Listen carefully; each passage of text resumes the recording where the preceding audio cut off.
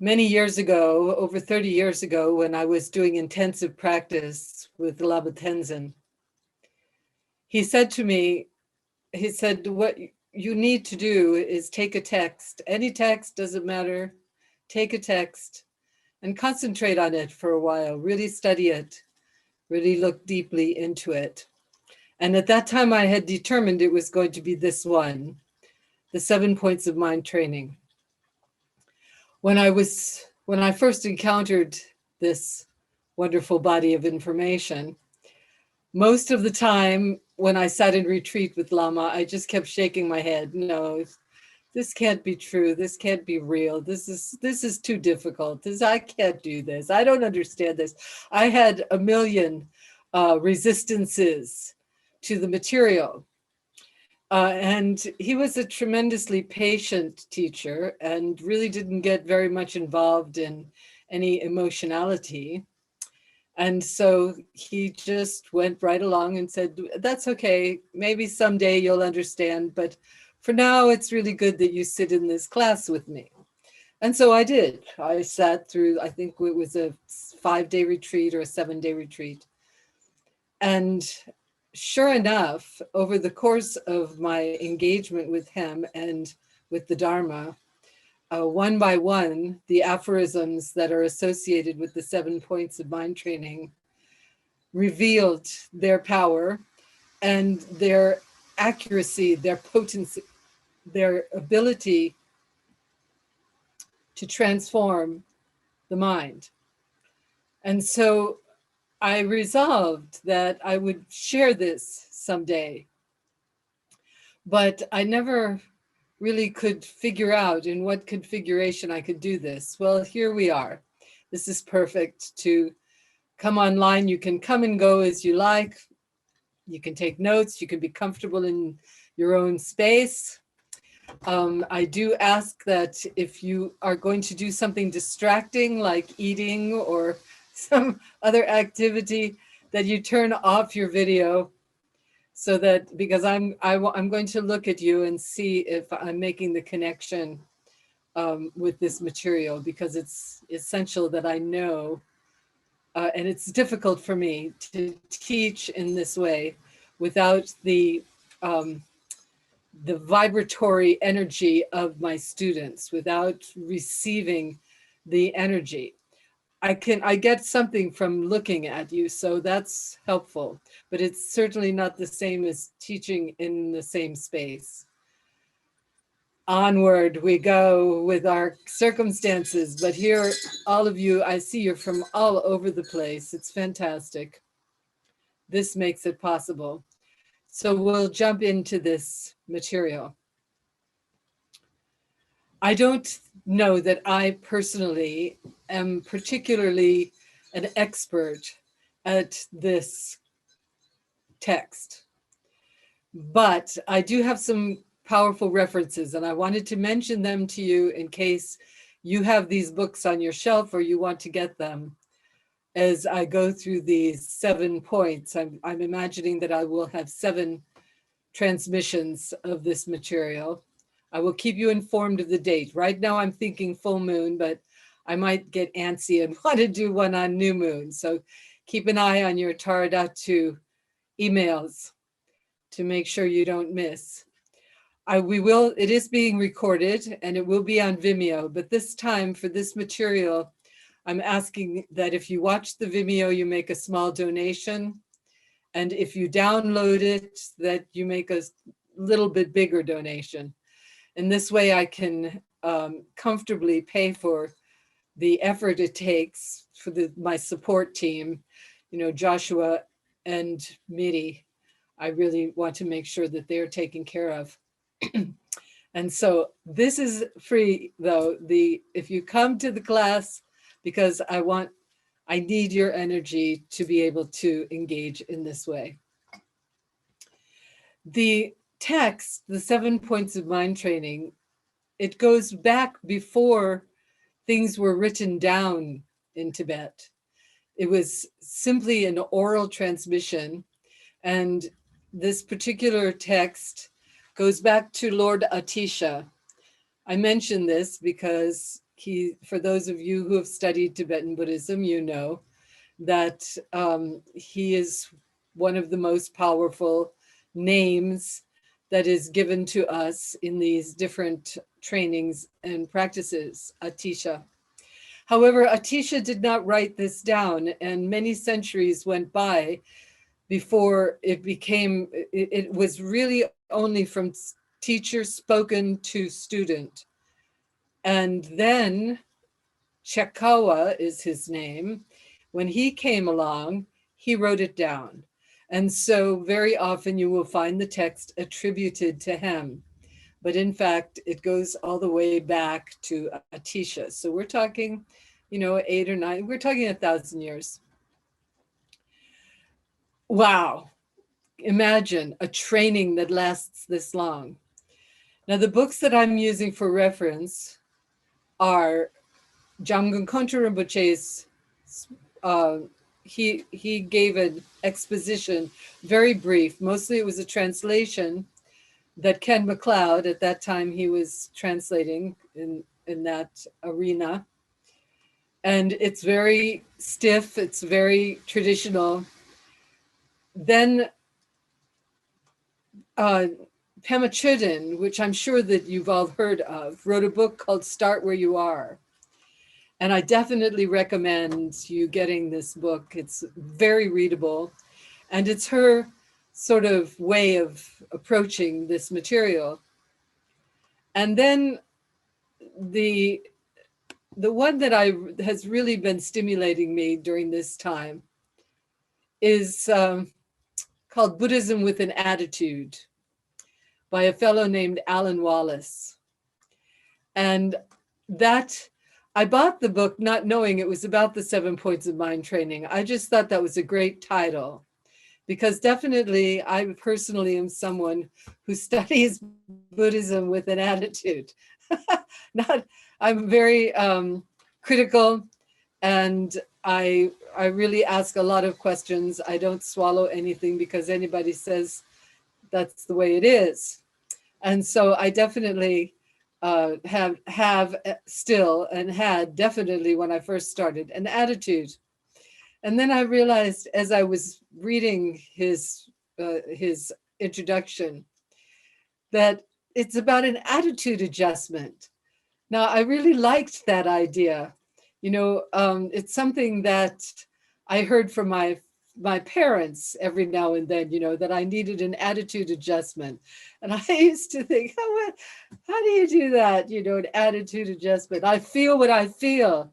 And so how can I change what I feel? Aha. Well, here it is. That's what this is about. How to change what we feel. Because feelings and emotions are extremely powerful, and they possess us. And because they possess us in such a strong and powerful way, we feel ourselves having to act. And many times when we act in ways that are not beneficial. They don't bring about our ultimate happiness.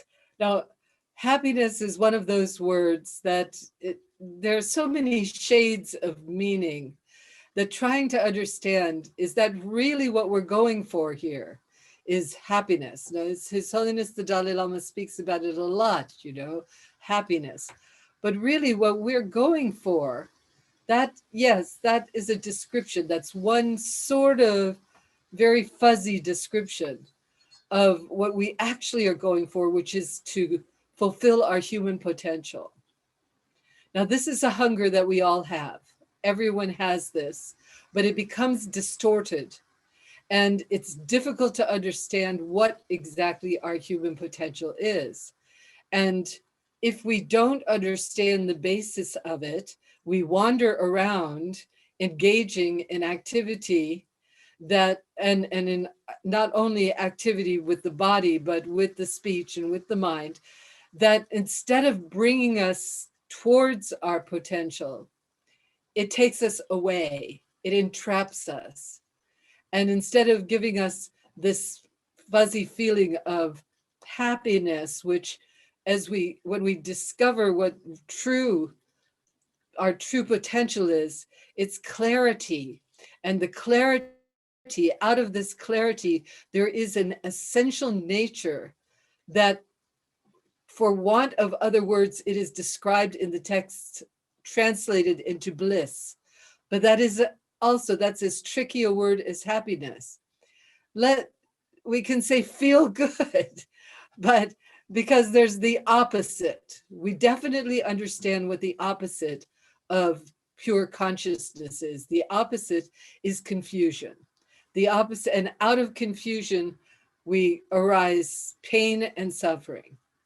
And so this is the arena that we need to examine, and we need to develop at the very beginning. What the text informs us is that there is preliminary understanding.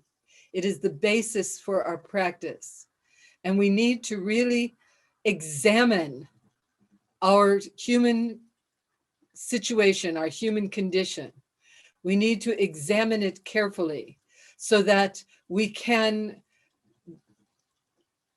distill the essence of it, the essence, and we can really orient ourselves towards this awakening, this wonderful awakening that is our potential.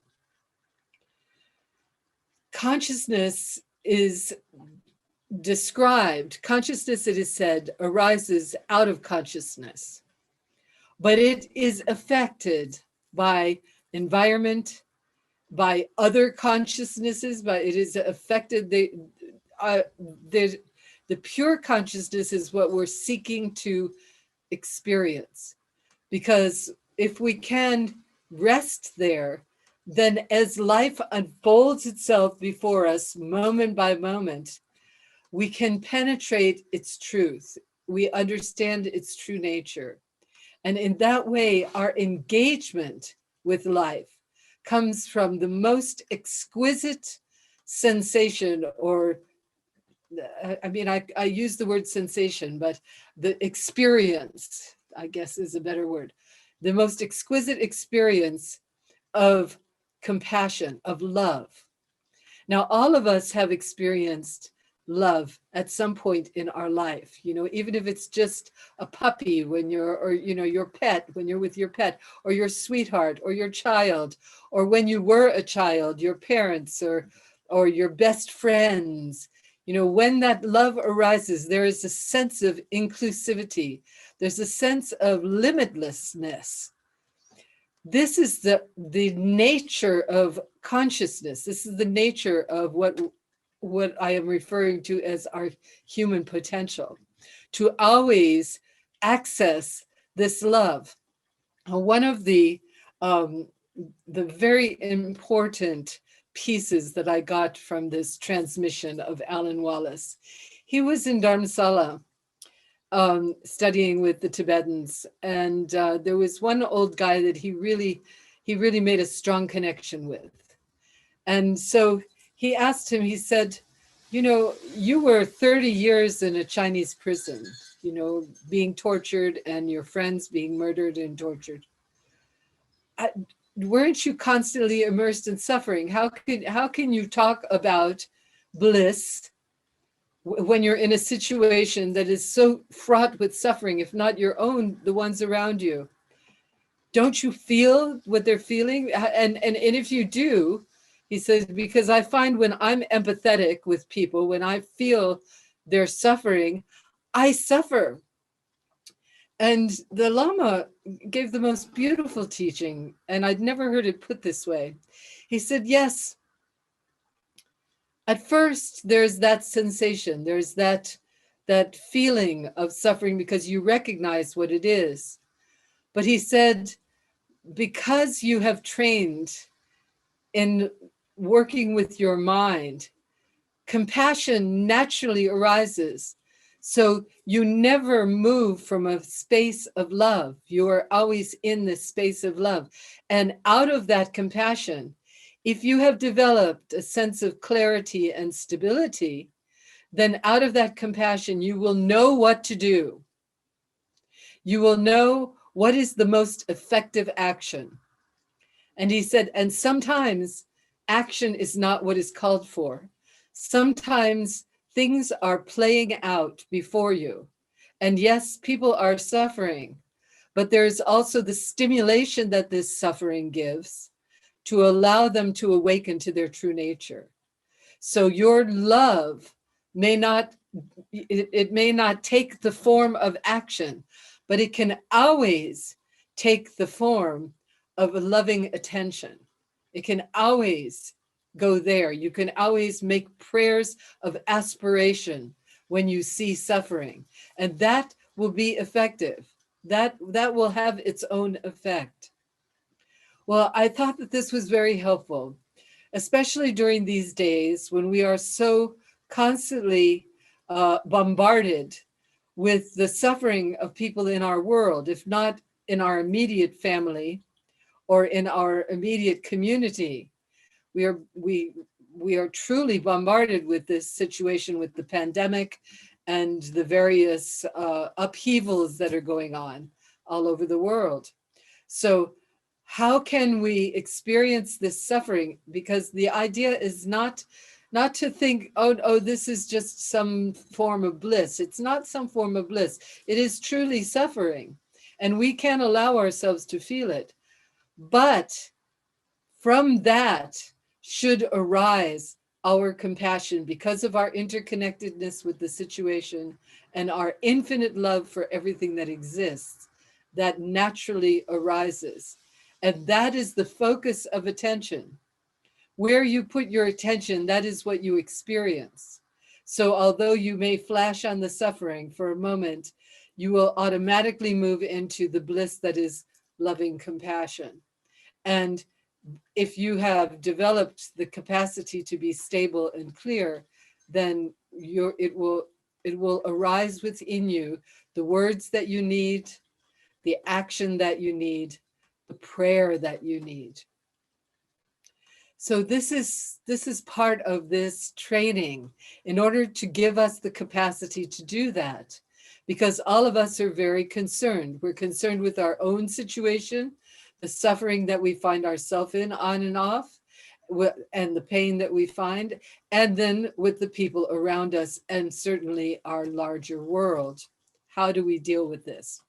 So according to this mind training, we first need to engage in certain examination of our life. Now, some of you have, if you've been working with me for a while, you have heard me repeat many times the four thoughts that turn the mind, the four thoughts that turn the mind. Now, just the title alone calls us to pay attention, to turn the mind. So in other words, our training from childhood orients us towards seeing ourselves as an independent being separate from the rest of the world, and that all that we need to do is take care of ourselves. Well, that's only a small part of the picture. In fact, we are interconnected with every being that exists.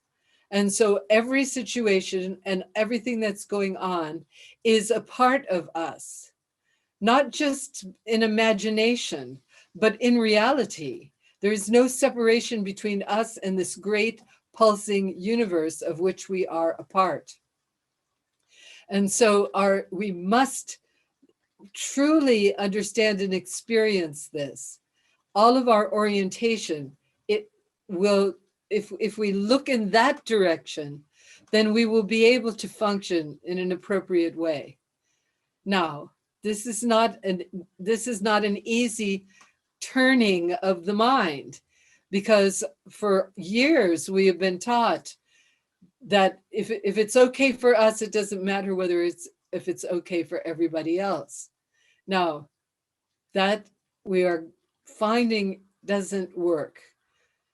Now, in our country, in this country, in America, we are embroiled in this discussion of, do we just take care of number one, or do we recognize that we're a part of the whole picture?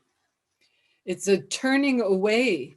And because it's a turning away, it's not easy to apprehend. Now, many of you, as I look at you and recognize so many of you who are with me today, you have already done this examination. You have already accepted the fact that as you engage, you must take everybody, the condition of the world, into effect, that it's part of what you're doing.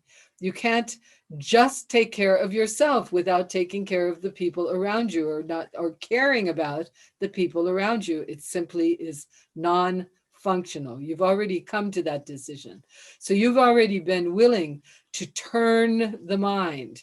This is what these 4 thoughts that I'm going to elaborate on today. These are the things that we need to truly examine. Now, they're in my book, Dancing Tara. So you can certainly look. They're here in my little text here. Well, of course, some of you, my older students have the great big notebooks that I used to pass out. But at any rate, inside of this, you will find the text for this. And so I want you to really examine it and think about it. Now, those of you who've been doing the protocol with me, we walk through this step by step, because once you really experience the validity of these 4 thoughts, then you are able to keep in perspective everything that comes your way, so that you don't get distracted. You don't get overwhelmed by what life is offering you. Instead, you work with it in a wholesome manner, so that instead of causing you distress, the events of your life, no matter what they are, the behavior of the people around you, no matter how they behave, the circumstances in the world that seem chaotic, no matter how chaotic it is, you remain stable and clear and capable of radiating your loving compassion into every situation. This is the result of really working with these 4 thoughts. And this is why right from the beginning, we jump in here so that we examine. Now, because most of you have done practice with me before, I'm simply going to ask you to engage in a little bit of preliminary prayer, okay? So if you would just do the prayer of refuge and bodhicitta with me, you can do it sitting. But I will say the words, I want you to repeat them after me, so that we really feel that we are protected as we make this journey, and that we are inspired. I invoke the presence of the lineage of teachers. I invoke the presence of the enlightened ones. I invoke the presence of their teachings. I invoke the presence of the community of practitioners. I am inspired by the lineage of teachers. I am inspired by the enlightened ones. I am inspired by their teachings. I am inspired by the community of practitioners. My path is supported by the lineage of teachers. My path is supported by the enlightened ones. My path is supported by their teachings. My path is supported by the community of practitioners. Until the heart of enlightenment is reached, I go for refuge to these jewels. I will attain enlightenment for the sake of all beings. Until the heart of enlightenment is reached, I go for refuge to the 3 jewels. I will attain enlightenment for the sake of all beings. Until the heart of enlightenment is reached, I go for refuge to the 3 jewels. I will attain enlightenment for the sake of all beings.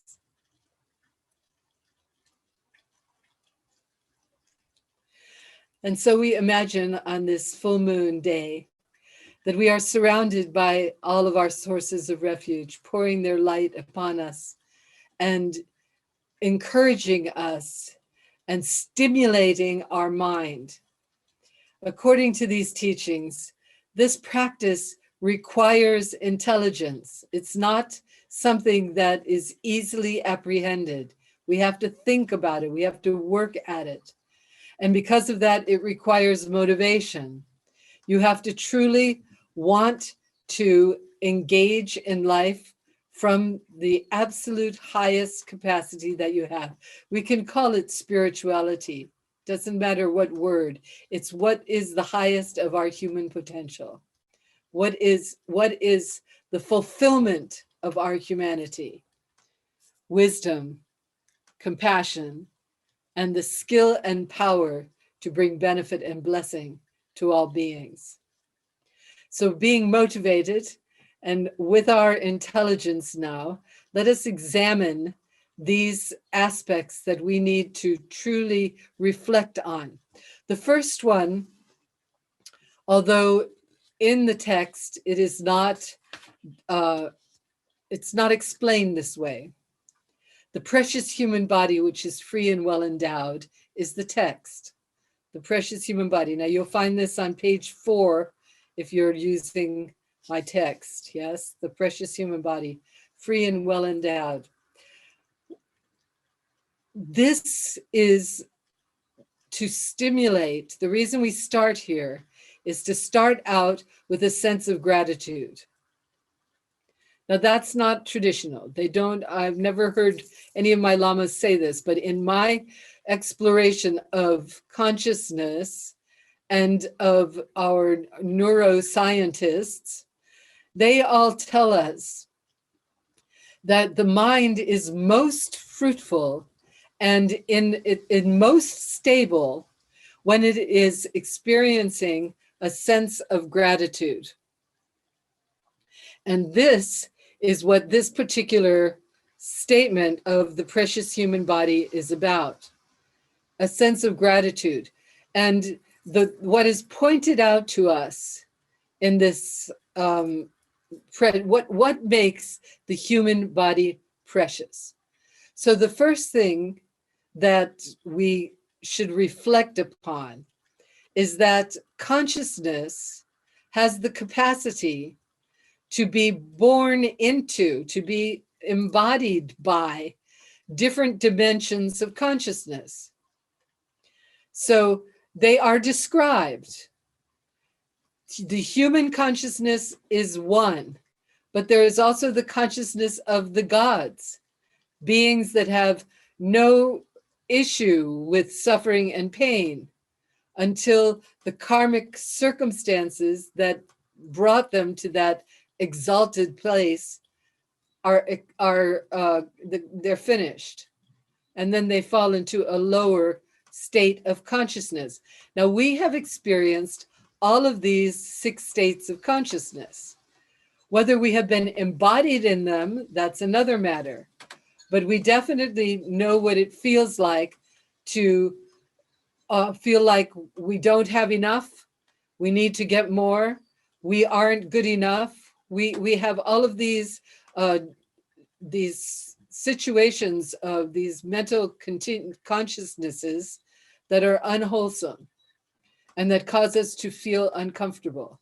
It is said in the human realm, in the human dimension of consciousness, we have enough challenges so that we can grow into awakened mind, which is very different from the God realm, even though it also is a state of great comfort, of bliss, of joy, of happiness.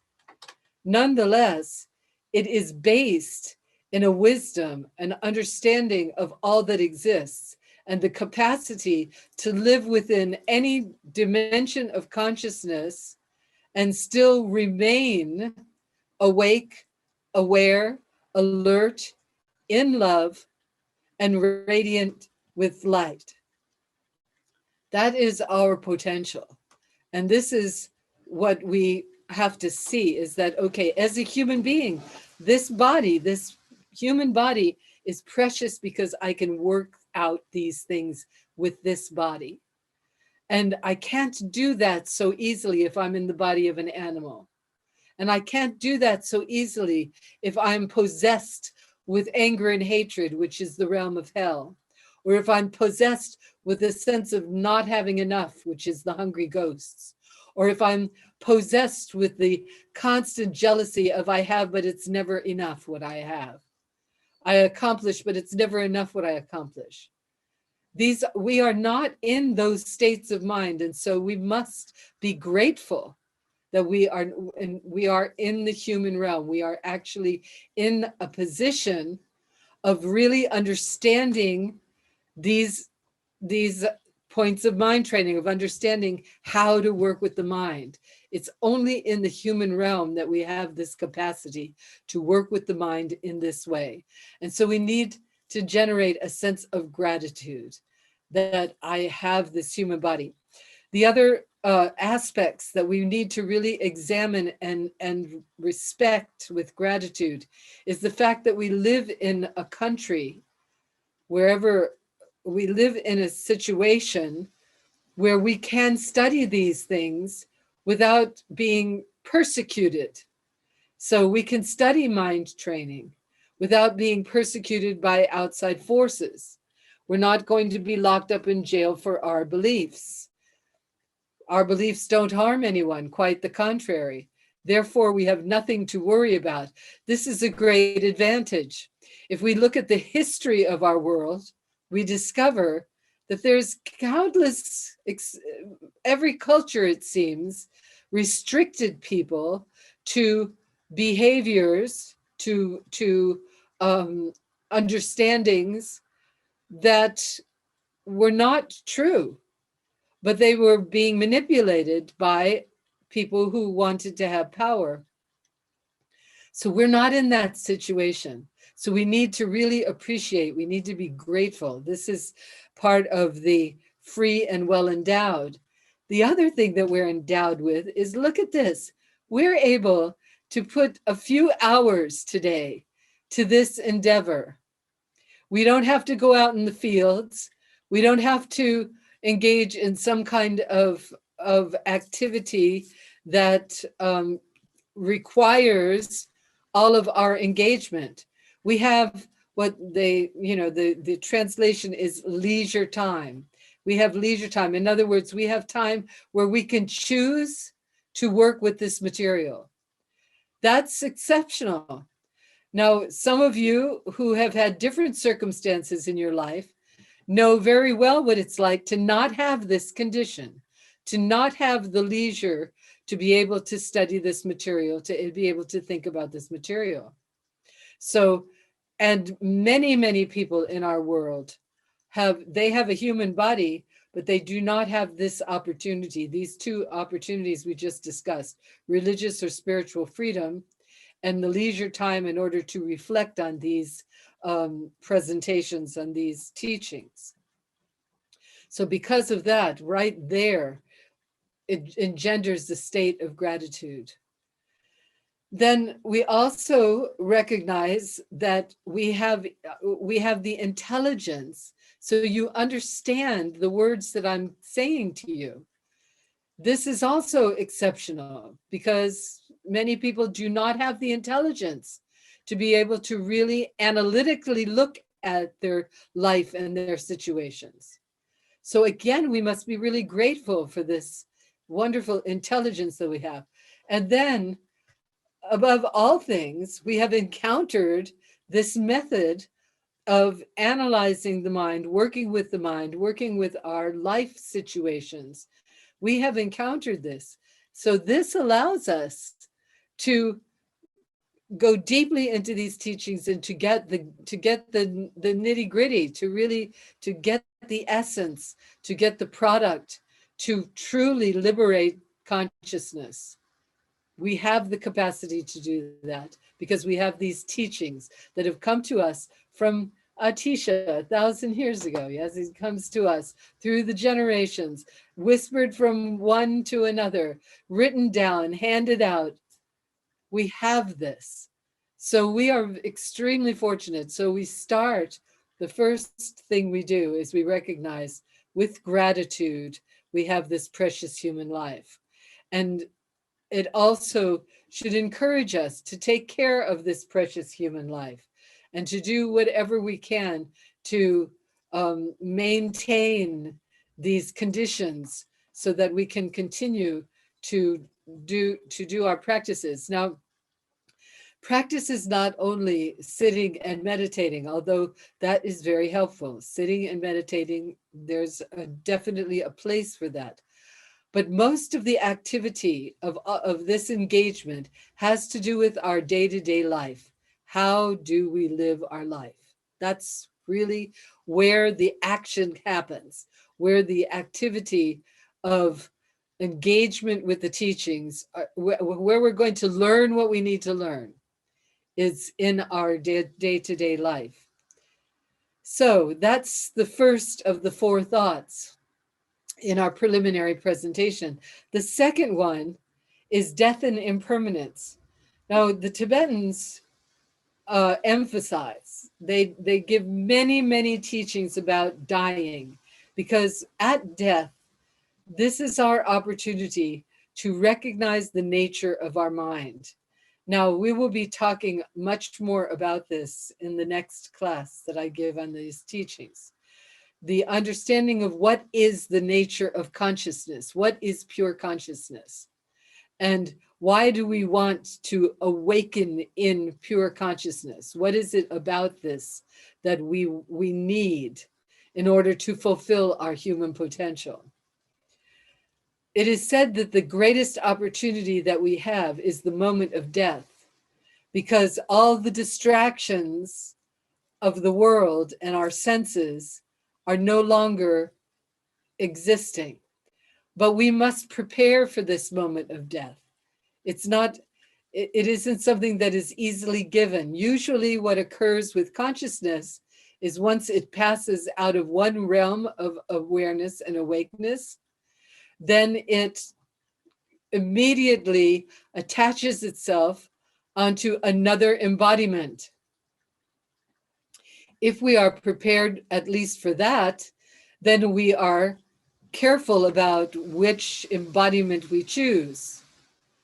But we also can experience in its fullness the openness, the clear openness of pure consciousness at the moment of death. But what this particular thought is really encouraging us is to see that moment by moment, all of these opportunities that we have with this precious human life, all of these opportunities are fleeting. From 1 minute to the next, we have no idea whether we are still going to be possessing this favorable conditions. Look at the circumstances. Within the last year, how has our life changed as far as the freedom to move around, the freedom to engage in so many ways we were so assured that it was a certain way. And people keep talking about going back to normal. We will never go back. We can only move forward. So we may be able to develop a new normal, but definitely there's no going back. And so recognizing this impermanence, who knows? Look, we're so lucky we can meet like this. For some months, we wondered what's going to happen. We can't see our friends. We can't meet in our circles. We can't dance Tara together. How are we going to continue on our journey, on our spiritual journey? How are we going to do that? So, well, Zoom away. Aren't we lucky? We found this method that we can engage. But,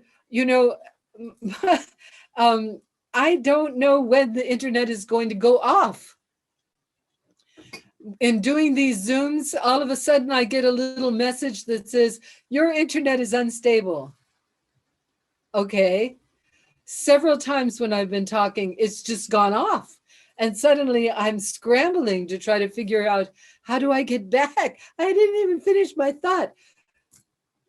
So we cannot, this is so important for us to recognize it's all impermanent. It's all impermanent, and death is coming. So now, are we going to prepare for this? This is a great motivator. We're grateful for what we have, but we may not have it tomorrow. We may not even have it in the next hour. So therefore, this turns the mind away from engagement in using the mind in ways that are not going to stimulate awakening. So what are we talking about? What is not going to stimulate awakening? Well, any point at which we are grasping onto life, expecting for life's engagement to give us satisfaction. Places, friends, joys, possessions. They give temporary satisfaction. But how much time do we spend worrying about them? How much time do we spend? How many decisions do we base on bringing satisfaction through external means? And how aggressive do we get when something resists that? Now, just for, we could take a look at the political situation in our country. How much aggression have you allowed to arise within you because someone opposes your beliefs? How much depression have you allowed to arise within you because someone has other beliefs? If that's the case, then you have lost that energy, because resistance, when you put your mind into resistance, that's where your energy goes. You want to put your mind in radiance and compassion and love. You want to put your mind in interconnectedness and understanding that anything that opposes you is still part of you. So this is essential to recognize that we don't have a lot of time to do this, but we do have every moment that we are alive. That's what we have. And every situation that presents itself, that is what we have. And so take advantage of them, really examine them in the light of these teachings. Examine them. That is what is being called for as we progress through these 7 points. And some of them you will see, they are not ordinary ways of viewing experience in life, but they will definitely, as you engage and think about it and just let it percolate under the surface of consciousness, it will reveal. It will reveal. These practices are self-revelatory. It's not a teacher that helps you to reveal this. It's what's already inside of you. These aphorisms, these teachings, they're just stimulating. They stimulate. They orient you so that as you engage with them, they reveal this truth. They will reveal the hidden truth. So that's why not only are they preliminary, they are the very basis of practice, meaning we will we continually touch into them. It's one of the reasons why I recommend you read the 4 thoughts every day. That's why I've organized it in my my text, so that you can read them every day. So let's just take a moment and do a little bit of breathing, okay? Just to open the mind and relax the mind, because I know I've been speaking rather intensely, and so I want to give you a chance to just breathe. So just pay attention to your breath. Straighten your spine if you can.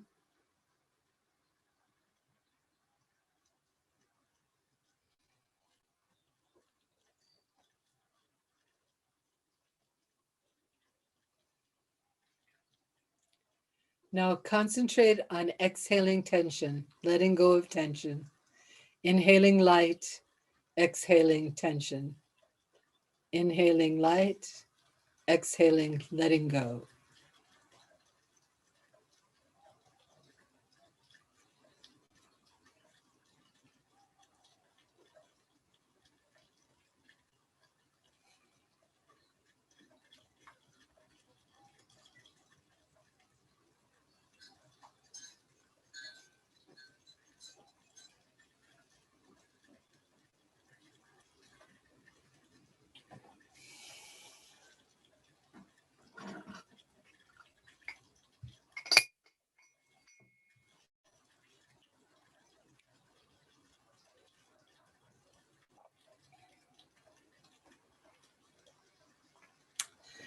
Thank you.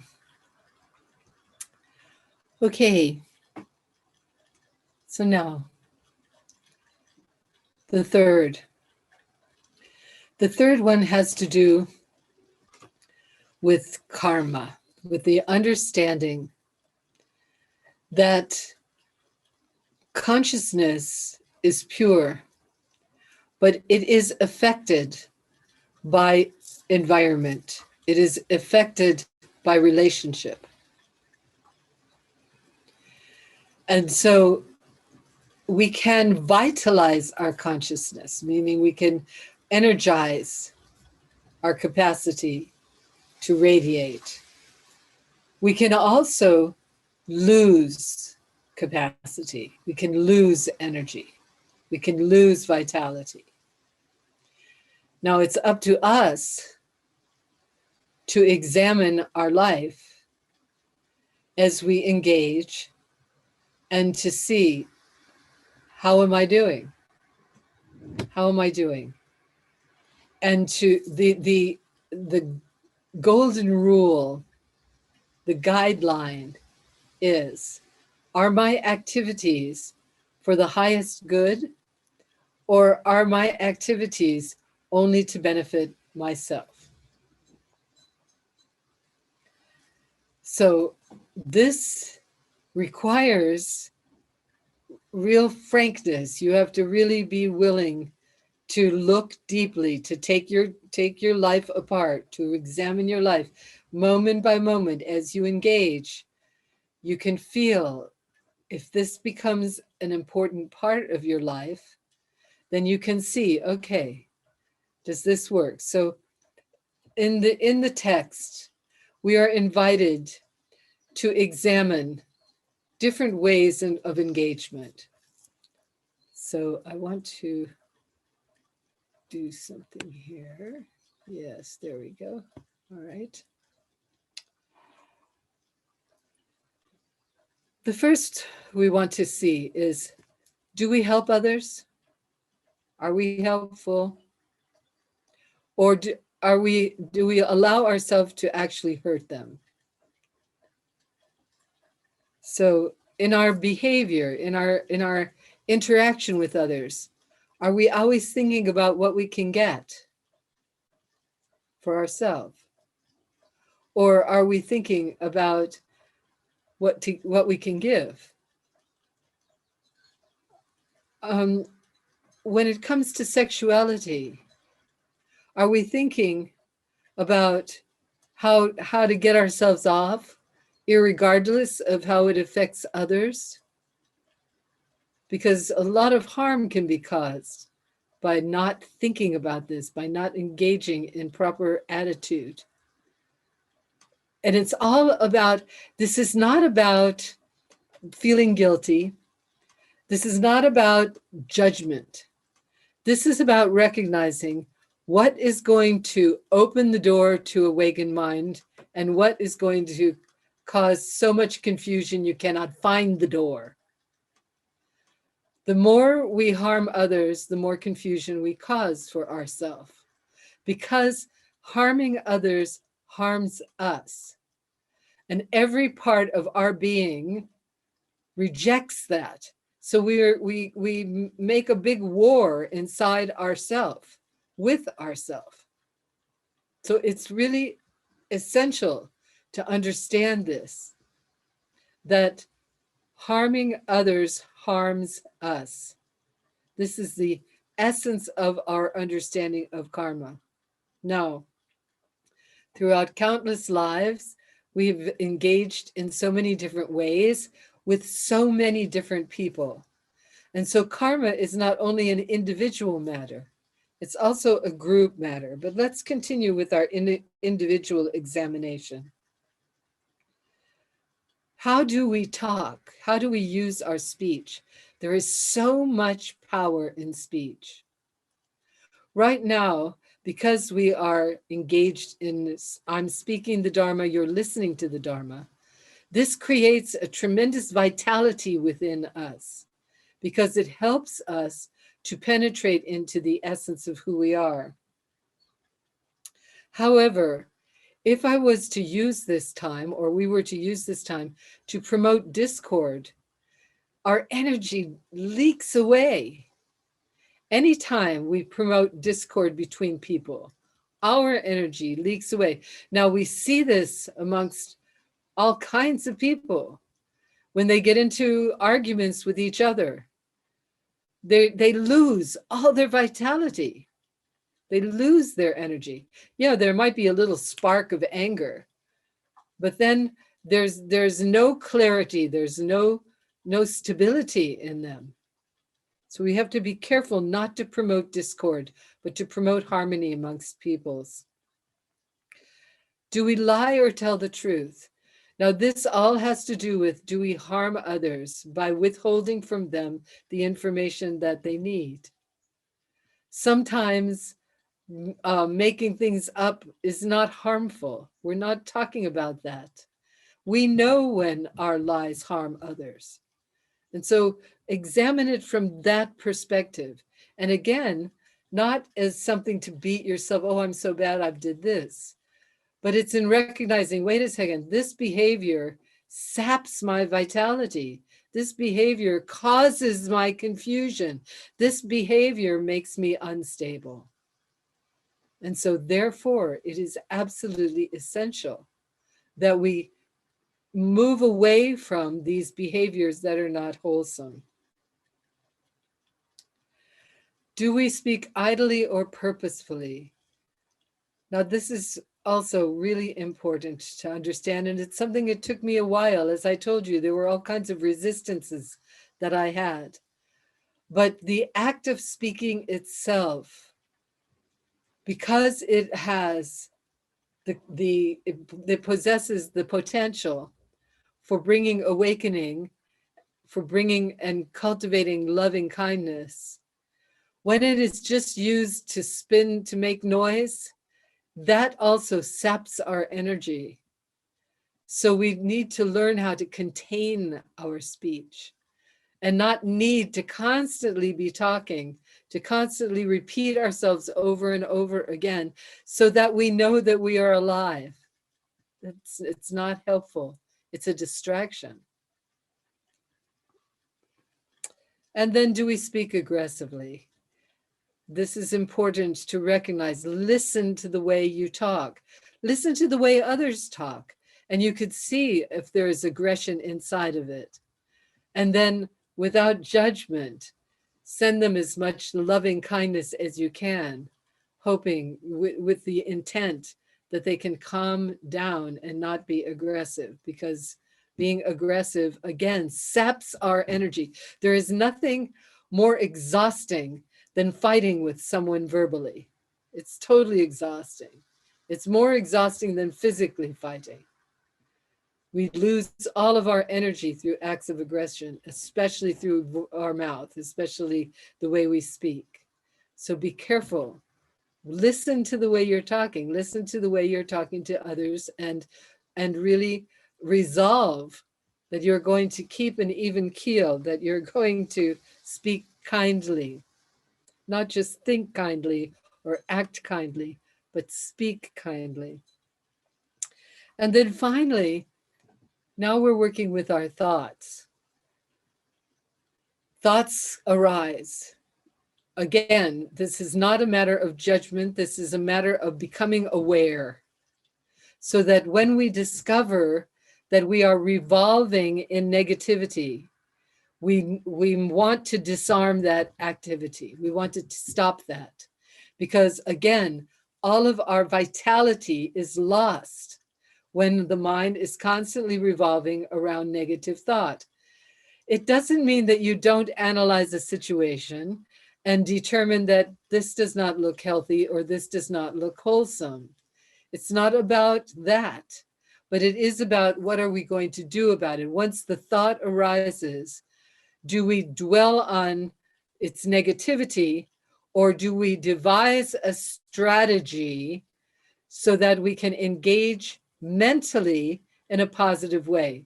So if somebody is engaging in uncomfortable behavior and you haven't been able to do anything physically, you haven't been able to do anything verbally, then mentally you can send them loving compassion, and you can engage in the Tonglen practice of taking and sending, so that the moment your mind does not get possessed by negative thought. Now, remember, that's what this is about, mind training, changing your attitude adjustment. And it's not about judging yourself spiritual or non-spiritual, good or bad. It's about accomplishing your potential, your human potential of awakened mind. That's what it's about. So without judgment, without this sense of, oh, I've failed, just continue to reorient yourself. Turn the mind. So when you find the mind turning away from unity and awareness and awakeness, turn it back and develop a strategy to be able to continually do this. So negative thoughts, and then covet the position or possessions of another, looking out at others and seeing their situation and thinking, I want that. I want to be that. I want to do that. Follow your own journey. Don't try to take anything away from others. Don't covet others' accomplishments or goals. Rejoice for them. Rejoice for them. And again, this is to stimulate the energy within you, so that if you covet, you become you dwell in a sense of lack. If you rejoice, then you are open with vitality. So examining these things from that perspective is absolutely essential. We want to pay attention when the 6 poisons arise.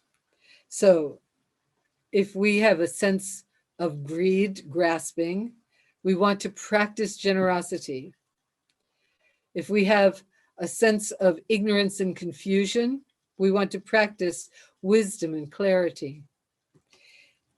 Desire for things, we want to practice equanimity. So we look at the circumstances of life and rest in equanimity rather than constantly asking them to be different.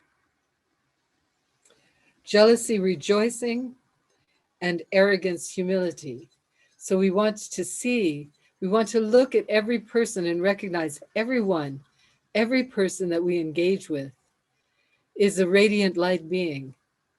Every person has the capacity for awakened mind. And if they are not displaying that in my presence, it's as much to do with me as it is to do with them. So let me open my heart, let me open my mind, let me discover a creative way of engaging with this individual so that we all can be uplifted, so that we all can recognize the wonder of our humanity. And then there are practices that we can do that, according to these teachings, every time we harm another, every time we engage in a way that causes us to lose energy, that there is a way for us to reorient. There's a way for us to reorient the energy so that we are not distracted. It's not like we are gripped by karma. We can continually purify karmic impressions from the present and from the past. Constantly do this through specific acts that we call the 4 powers. So I'm going to stand up, and I'm inviting you to stand up so that we can, sort of stimulate our energy. Yeah. I want to stand up, and I want us to engage in the 4 powers physically, and then I will explain them.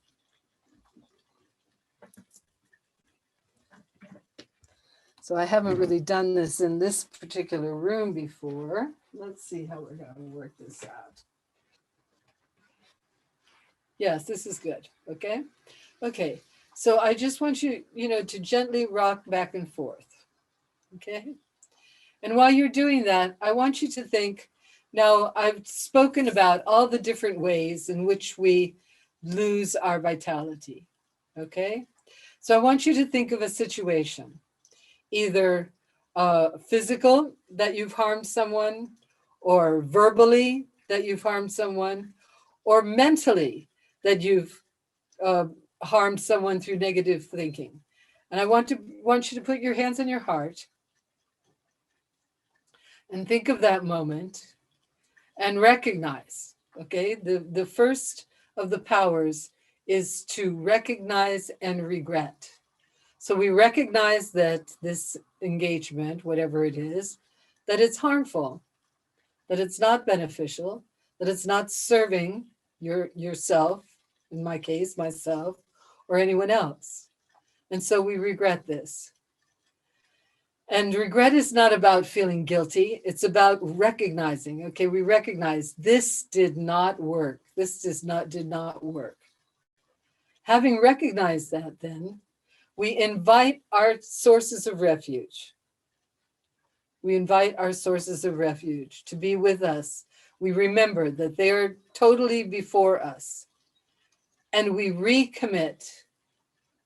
We recommit to the activity of awakened mind.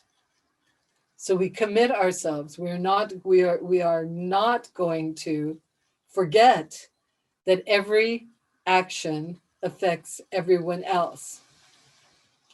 Now, in order to make this viable, in order to really purify is one word that's used for this activity, and we're going to make offerings.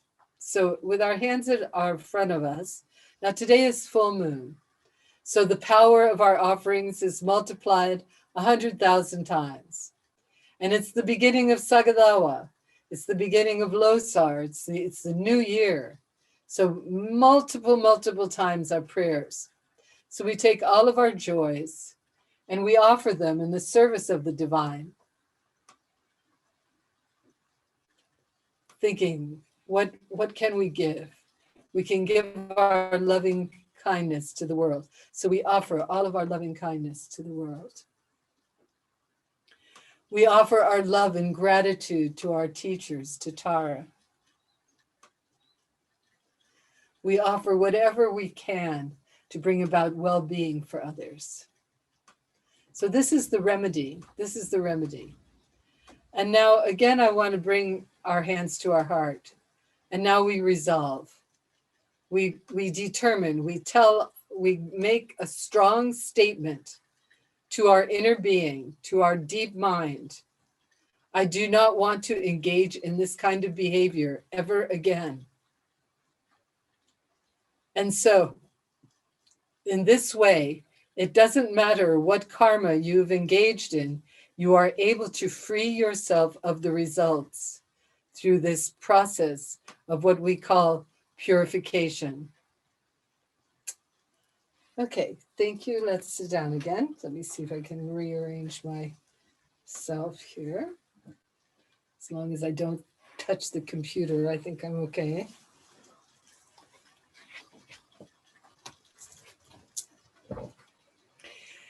Yeah, okay.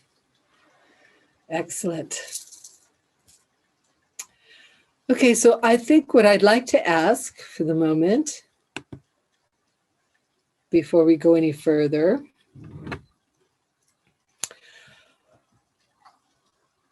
do you have any questions or anything that you would like to share about these three thoughts that we've come this far? Raise your hand. Any questions or any thoughts? Now, if I don't see anybody, I'm going to call on you because I want to hear your voice. Okay? So let's start with somebody I know. Pia has. Yes. Pia. Pia, okay. Could you please unmute yourself, Pia? I don't see you. Where are you?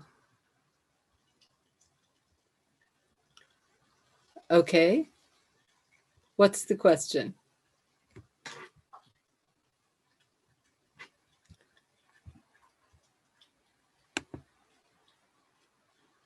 Hi, Pia. Can you unmute yourself?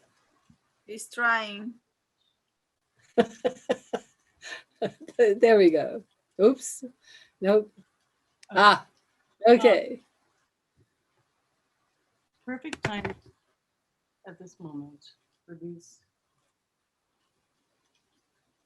lessons for us. But my main question is, yeah, when you have the hard situations coming in that you didn't expect, so there's many situations that seemed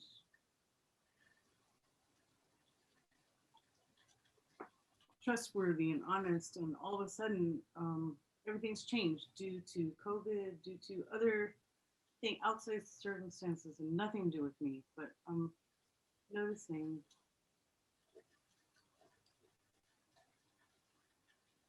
a lot of empty Right. back to me, and it's just been very interesting, and especially with these practices, of course, so important. But the losing energy, the when to stop engaging, sending love and compassion, and that's a tricky thing in this time when you want to help others.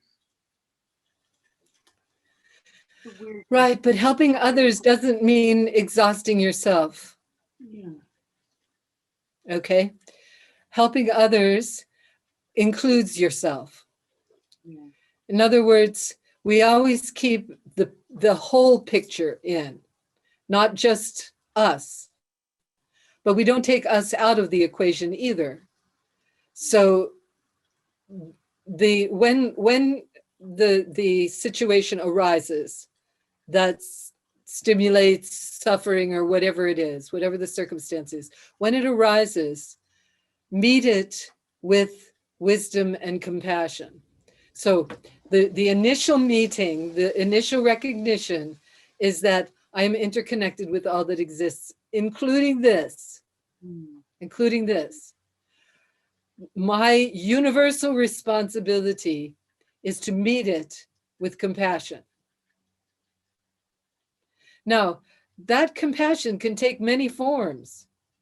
The compassion, the next question, if it doesn't automatically arise, is what can I do here? What can I do here?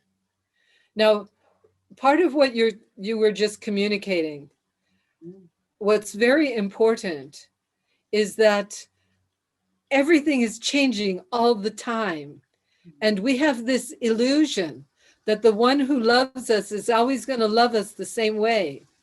Not ever.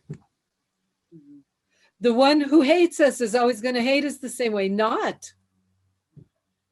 The food that was healthy for us yesterday is not healthy for us today. Okay. Because everything is changing all the time. So the only reason that that would cause you suffering is if you resist it. If you say, no, no, no, I don't want it to change. Okay, you're lost then. Now, this is not a point of judgment. I have to say this very carefully for everybody to hear, that it's not about judgment. It's about, we've determined that we want to train the mind. That's what we've decided. We came here because we thought, yes, I want to train my mind. Okay, this is not an easy journey. This is not a snap your fingers and it's done.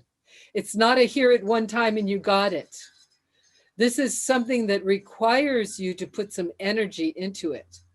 And the only way you can put energy into it is by having these challenges. So you're in a really great situation there, because these challenges keep appearing to you. They keep presenting themselves to you. And because you're in contact with this kind of dialogue, with someone who will dialogue with you on this level, you're able to look at these conditions and you're able to make the most of them. So in that way, now that's is what mind training is completely about. In that way, then we appreciate.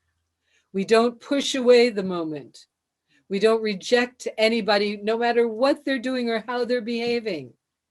This doesn't mean we just let them do whatever they want. No, because what arises in us from compassion is going to be compassionate action also.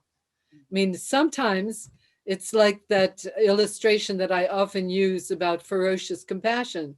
If a child goes to run in front of a truck, what do? You grab the child and throw them out of the way. It appears to be aggression. So sometimes our activity can appear to be aggressive or violent, but it's based in compassion. So our job throughout all of this is to see, how do we apply compassion? How do we recognize the compassion when it arises in us? Often, well, not often, but it happens that people come to me with a situation, and I can't see in it. I can't see through it. It's not the words that are going to help them don't appear. Now, at first, when that started happening, when that happened, I would become very self-judgmental. Well, you're supposed to be their friend, and you can't do anything for them. So I really reflected on that for a while. And I finally got the answer. I can't do anything for them because there's nothing for me to do. It's not mine. I should not put myself in the equation. It's not about me. So if I have a way that I can help, I will do what I can. But if nothing arises within me, I have to be able to say, I love you, or even if that doesn't work, it's like inside myself, I love you, but there's nothing to do. I have nothing to give you. And if they get pissed off, that's their problem. They need to really reflect. They need to come to the point where they're willing to train their own minds. Very often, I get maybe I'll just do, this is too difficult, I'll go do something else, right? Yeah, go ahead, have a beer, watch a movie, go ahead, distract yourself. You can do that, but it's not going to help you. It's not going to help you. It might take the pressure off for a little bit, and I think that that's fine. But ultimately, we need to really generate the motivation of training the mind, of seeing, okay, this is suffering. I am causing my own suffering. Is that helpful? Thank you, Prema, of course. And yeah, I've just been surprised. Everybody's reacting in different ways to this new world we're in at the moment. Well, this is the thing. A number of friends just freaking out, and yeah, I'm having. Yep. You just love them as best you can. Yeah. Thank you so much. Okay. All right. So is there anyone else Phyllis who has a question? Phyllis Danu Prema. Okay, Phyllis, please unmute yourself and I'll see if I can find, oh, there you are. Okay. Speak. You caught me at supper time. I just wanted to say that at some point in my relationship with you, Prema, you said you should memorize that whole booklet so that it's always with you. And I have to say that was the best suggestion that you ever gave me. I think my camera is weird, but anyway. So I have these 4 thoughts. They're memorized. They're in my head if I want to call on them. And I have to say that saying them every day, or as often as I remember, I do my Tara practice in the morning. It's not part of what we're doing with Amber yet. Maybe I should say, let's do this every morning. But anyway, I have found it incredibly helpful to say these words and to, breathe with them and allow the meaning that I might understand in that moment to open my heart and to allow myself to well, basically everything you were just talking about.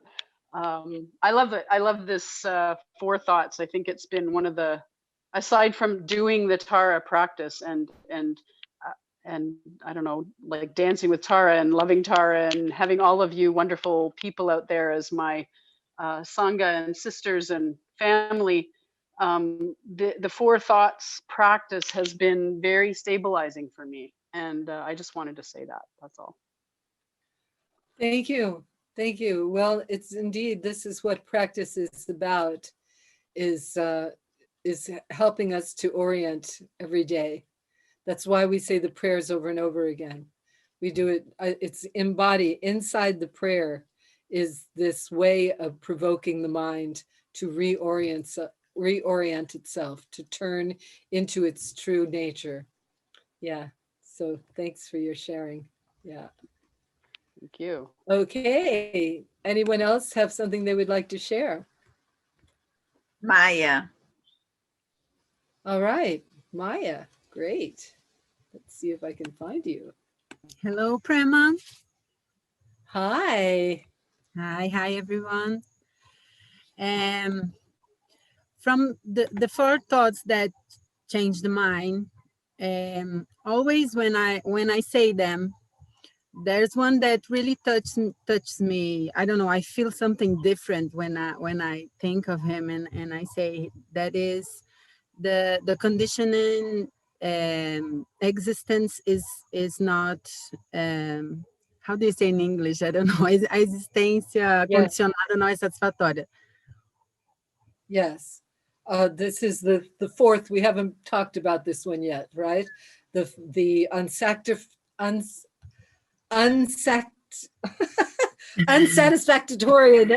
unsatisfaction, the God, what is that word? The unsatisfactoriness of conditioned existence. Yes. Yeah, Yes, this one is not so easy to understand.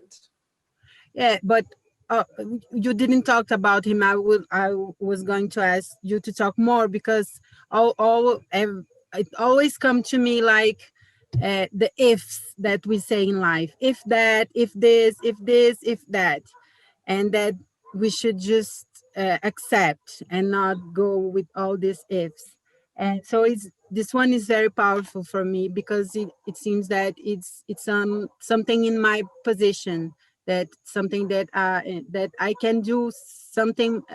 It's more practical, I think. I don't know, because the others are, Yes. I think as them as more abstract things that I don't control very much.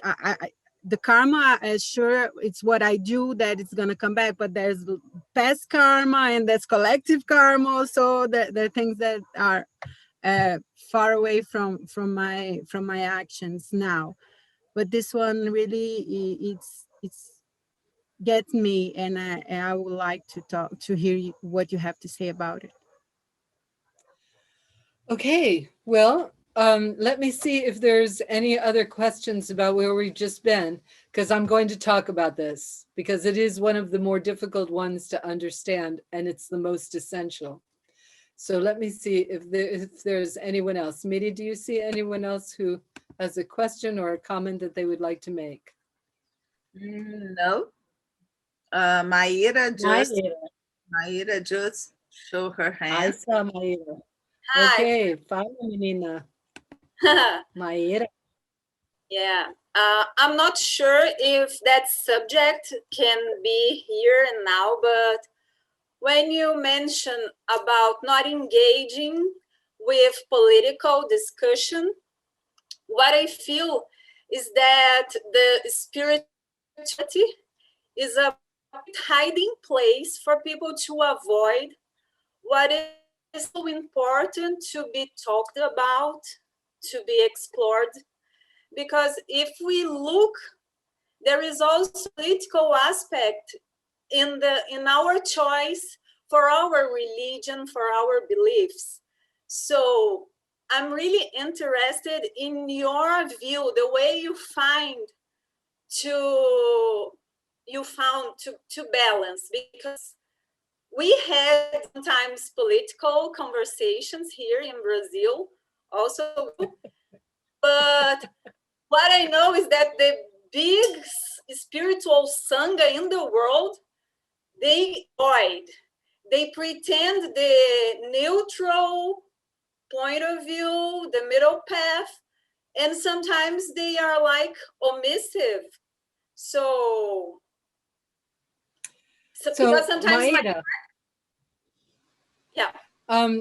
First of all, I never said not to get involved politically. So somehow there's a misunderstanding there. Okay. What I said is we need to be able to see where everybody is coming from. We need to be able to really understand why people take the position that they take, whether it's wholesome or not, and what we have to do about it. This is a very individual thing. Each one of us has to look at the conditions that are around us and determine what is mine to do.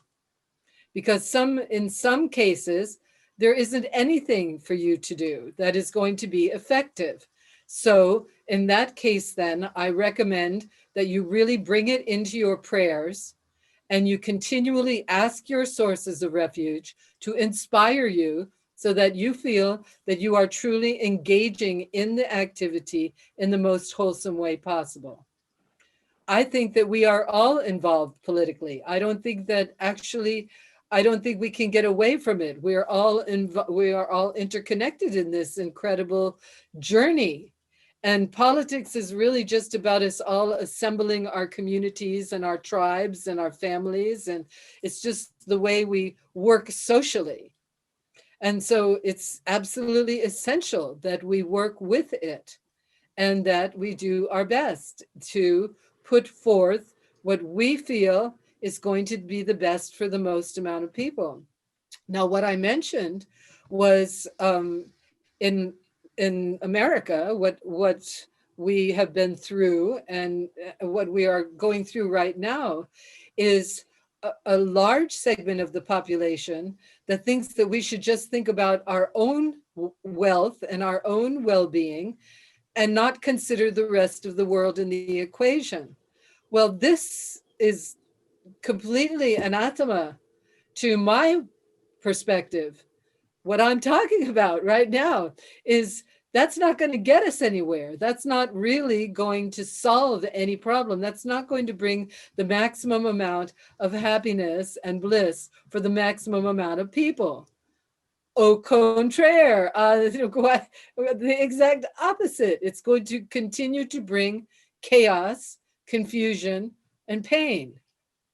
And so my personal need, my determination in all of this political situation that has arisen, because it's all come very much in our faces right now, with the COVID pandemic, we are all forced to think in a global way.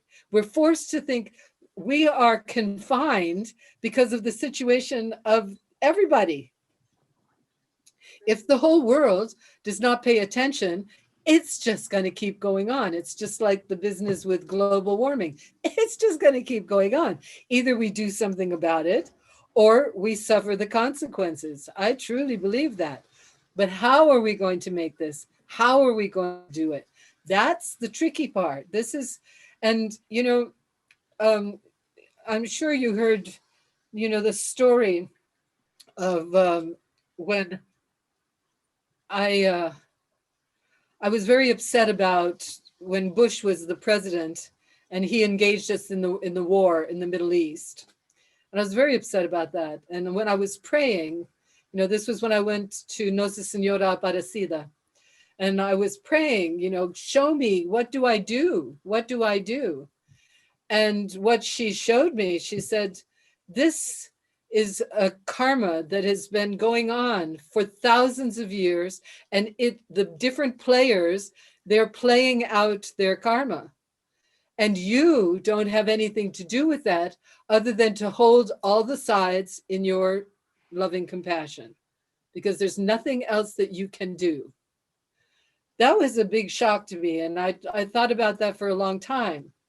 And that was when I realized exactly what I've been saying, is that someone presents themselves to you with an issue, a problem, a situation.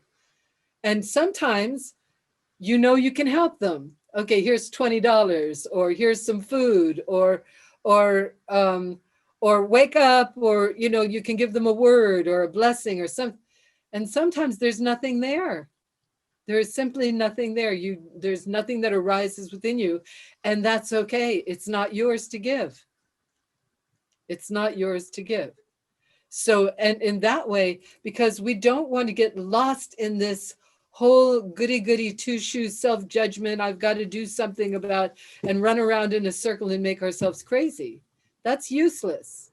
The most important thing is that we do what we can do. So I'm sorry that you got this idea that I was not engaged politically, because I am fully engaged, but I'm engaged from my own platform. The political engagement that really has me, that I refer to often, is Mother Teresa. When she was asked, will you march against war with us? And she said, no. And so the person who was asking her went, but you're Mother Teresa, aren't you against war? She said, I'm not going to march against anything, but I will march for peace. Are you going to have a peace parade? Then I'll march for peace. And that says it, to find that understanding of, okay, here's the problem. How are we going to solve it? How are we going to solve it? How are we going to bring people together in such a way that they are supporting each other rather than violently opposing each other? How are we going to do that? That's the question I want answered. So thank you. And it's so nice to see you, Maida. Thank you for coming today. Really, I'm just delighted. Yeah. Okay, my beloveds, is there anyone else who has something they would like to say or ask? Aloha. All right. I don't see any other hands. Do you? Oh, I do. Priya. There's Priya. Okay, yes. Well, I really, Parameta also. Okay. Priya, fala menina, speak, my dear. well, I really appreciate Mayura's question and thoughts and expressing them, because I have very similar thoughts too about what's been going on politically, especially in our countries. And I feel too similar that people who are spiritual, tend to hide behind that sometimes. And I also wonder about that they're not that well. So I'm very, very concerned about the people who've gotten really lost into these conspiracy theories. And supposedly, I don't actually know anybody personally. A lot of them are our spiritual friends. These conspiracy theories are threatening the lives of our senators in the Capitol. And it's very concerning. And it's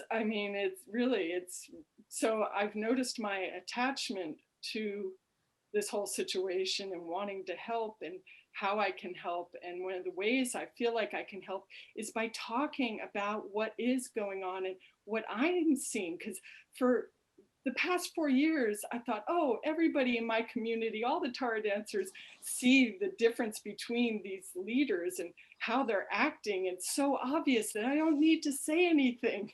Well, obviously, that wasn't true. And so now I'm feeling like I have a need to speak out, that we need to be able to talk peacefully about policies, about what's going on in our countries, how we can help each other so that we can come together and help each other and see the benefit of each other. Now it's gotten to the point in the US that people feel like they have to kill each other in order to get what they want. It's really dramatic. So, but I'm so grateful for these practices and appreciate it. Right. Well, actually, people killing each other in America is no different than it's been for many, many, many years. If you remember a fellow named Timothy McVeigh in Oklahoma, who blew up the, and how many people died, and many of them children. So, these conspiracy things and these ideas, these distorted, that's the word I was looking for, these distorted ideas have been around for a while. So here they are again, and in a very, very visible way. We were very fortunate that there wasn't more deaths at the Capitol, that there haven't been more deaths across the country, even though people are talking aggressively. But that's, at least they're talking, at least we're able to see them and hear what they're saying. What I would like to know and about these various conspiracies is, where do they come from? Why, what, I would talk to people and ask them, where did you get this idea? And what makes you think that this is true? And then discovering the source of who is creating this picture and why, what are they doing that is so powerful, that is bringing other people into that situation. I know several really dynamic people who were trapped by cults. They somehow got, were weak, or they trusted somebody, and before they knew it, they were trapped by these cults. And it was very difficult for them to get out, but they did. And so looking at that, then we have to examine, okay, how'd you do it? How did you do it? Who helped you? How did you get help? You can't, if you present yourself as an opposing force, you're only going to be resisted. So whatever we do has to be done with intelligence based in compassion. So keep praying. Keep praying. What can I do? This is not a passive thing. The what can I do, most of the time, your inner guidance will tell you. And very often, unless you have really engaged in mind training practices, very often when your internal guidance tells you to do something and it's not what you want to hear, then you will resist it and it will be painful and confusing. So when you find yourself in that position of pain and confusion, keep asking, what am I afraid of? What am I afraid to do that I'm being asked to do? And try as much as possible to get clear about that. Yeah. Thank you. Yeah, I always appreciate your questions, Priya. You're really, I know that you're thinking about this. I know that you're engaged. Okay, where's Miss Karen Mehta? Here she is. I'm here. Can you hear me? Yeah, I can, Okay. and I'm going Yeah. to continue so I can see you too. Yeah. Thank you, Hi. Priya, for that, because that's not something I brought up today, but there's a dear friend and really amazing. And I think part of the answer is that people are really complicated and that they can be beautiful in one way and really confused in another way. And we just have to like embrace them and be as skillful as we can to try to say what we see as the truth and not get into a big argument or whatever, but that's been weighing heavily on me with a particular person who I love dearly. And the whole conspiracy thing is really, I find, very toxic and scary. Right, I'll go into another room because I don't know how to turn it off. Right. And Well, then, kind of have that you leads tried? into my other thing, which is, so many of us, like I feel like these teachings are so rare and so beautiful, and they are very liberating. They can be very liberating, and yet so many that we love and are close to are not exposed to it, and they are they're on the roller coaster ride of satisfaction and dissatisfaction, which we all are, really. But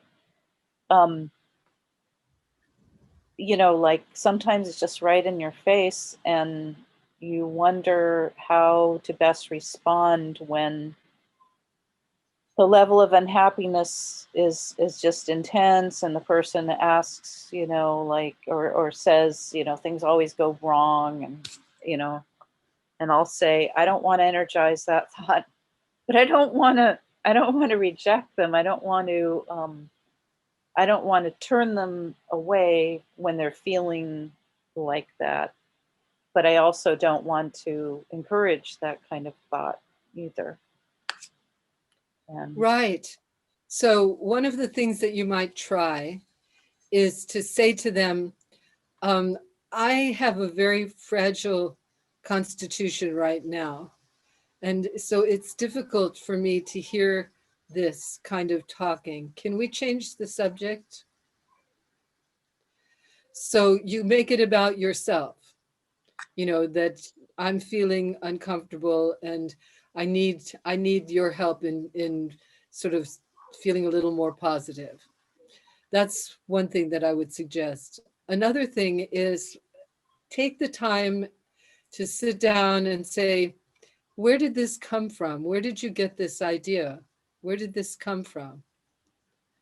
I'm interested in knowing, because I don't have anything in my experience that says this. So I want to know where it came from.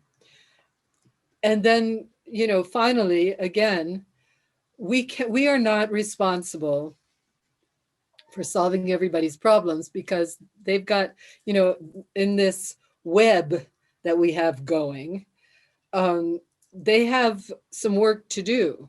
So what we need to do with people is lift them up enough so that they see there's other possibilities and potential, but we can't do it for them. And sometimes they have to really, they're so possessed by their pain, their confusion, and it's a big challenge to their identity, to their sense of self, for you to try to take that away from them. They have to want to change. You cannot change them. They have to want to change. But what they can see is whether you're a happy person or not, and how you are dealing with things.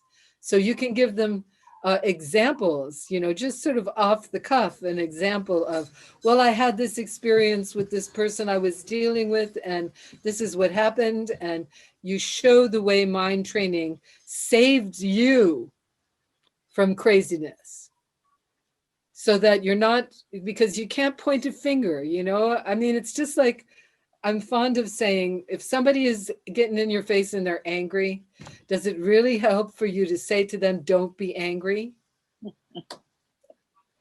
That doesn't, you know, it doesn't help. It doesn't really achieve anything. So, you know, there's a goal in mind here, which is to achieve happiness and well-being for everybody. And so then we have to be skillful. We can't just pound on the door, because then the door gets bigger and heavier. We have to show that the door is open, and they can't see that.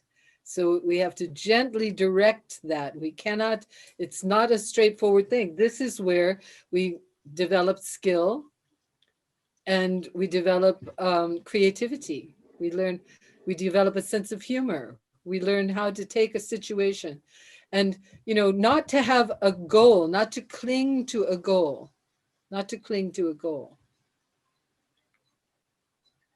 Okay, I see that there's a chat thing that just came up.